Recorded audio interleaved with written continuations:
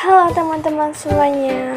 Jadi di video kali ini kita akan belajar bareng tentang teknologi alat pencernih air mata pelajaran prakarya kelas 8 semester 2.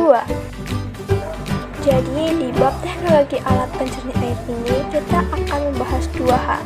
Yang pertama, pencernih air dari bahan alami, dan yang kedua, pencernih air dari bahan buatan.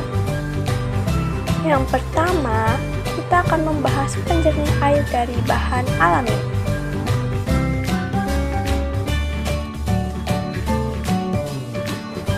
Satu, sistem penyaringan air dari bahan alami. A. Teknik penyaringan. Di teknik penyaringan ini terdapat 9 teknik. 1. Saringan kain katun.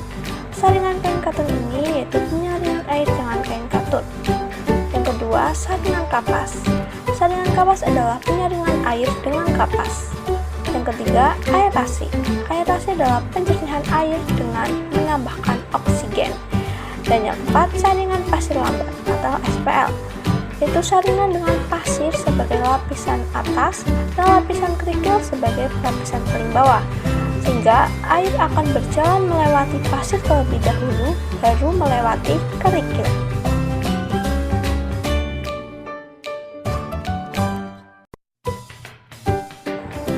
Lalu yang kelima ada saringan pasir cepat atau SPC. Teknik ini hampir sama dengan SPL, hanya saja arah air melewatinya terbalik. Jadi air ini akan melewati lapisan paling bawah terlebih dahulu, kemudian air baru melewati lapisan paling atas. Dan yang keenam ada gravity feed filtering system. Penjernihan air ini tekniknya adalah gabungan dari SPL dan SPC. Yang ketujuh ada saringan arang. Saringan arang ini yaitu penjernihan air dengan arang. Dan yang ke-8 ada saringan keramik, yaitu penjernihan air dengan filter keramik. Yang ke-6 ada saringan cadas. Saringan cadas ini adalah penyaringan air dengan pori-pori batu cadas. Selanjutnya yang B ada teknik pengendapan. Teknik pengendapan ini bisa menggunakan 5 macam teknik, yaitu menggunakan 1 biji kelor, 2 tawas, 3 kapori, 4 kapur kamping, dan 5 arang batok kelapa. Selanjutnya yang kedua yaitu bahan dan alat pencernih air dengan bahan alami. 1. Gergaji. Gergaji ini berfungsi untuk memotong atau mengurangi ketebalan benda. Kedua ada bor.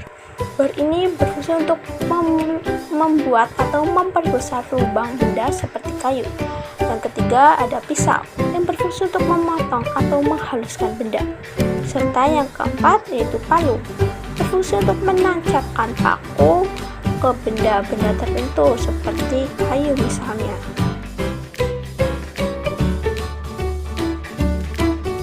Yang ketiga, teknik dan prosedur pembuatan alat pencernih air dengan bahan alami. Untuk tekniknya ada 4 teknik. 1. Memotong. Memotong ini yaitu memotong atau membagi benda menjadi ukuran yang sama besar. Yang kedua ada melubangi. Melubangi ini yaitu memperbesar atau membuat lubang benda seperti kayu dengan bor. Yang ketiga ada mengelem. Mengelem ini adalah merekatkan benda tertentu. Yang keempat ada mengikat. Ikat ini yaitu menyambungkan atau menghubungkan benda-benda tertentu. Selanjutnya untuk prosedur. 1. Menentukan dan memutuskan model apa yang akan dibuat. Yang kedua, membuat sketsa gambar alat pencernih air yang akan dibuat. Yang ketiga, menyiapkan alat dan bahan yang akan dibutuhkan. 4. Menentukan langkah-langkah pembuatan alat pencernih air. Yang kelima, merakit alat pencernih air sesuai dengan langkah-langkah yang telah dibuat.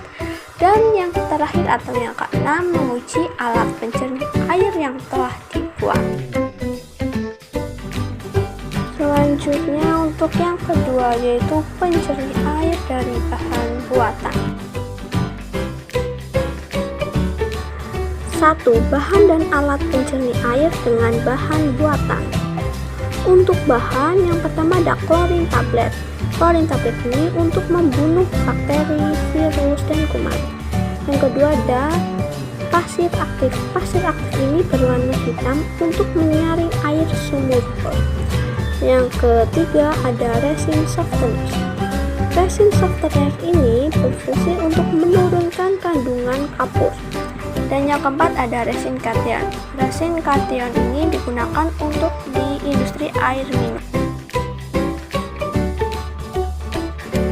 Selanjutnya yang kelima ada pasir zeolit. Pasir zeolit ini berfungsi untuk menyaring air dengan menambahkan oksigen. Yang keenam ada pasir mangan. Pasir mangan ini berwarna merah yang menurunkan kandungan kadar besi atau logam berat. Yang ketujuh ada pasir silika. Pasir ini untuk menyaring lumpur tanah. Dan yang ke-8 ada karbon aktif atau arang aktif untuk menyerap kotoran. Selanjutnya yang ke-9 ada tawas. Tawas ini berfungsi untuk mengumpulkan kotoran. Yang ke-10 ada kaporit untuk membunuh bakteri patogen. Dan yang ke-11 atau yang terakhir yaitu polyaluminium klorida atau PAC untuk mengendapkan lumpur. Selanjutnya untuk alat ada 4 seperti selang air, drum, pipa atau paralon, dan bambu. Baiklah, hanya itulah yang dapat saya sampaikan mengenai teknologi alat pencernih air. Semoga bisa bermanfaat dan mohon maaf bila ada tutur kata yang kurang berkenan. Sekian dan terima kasih.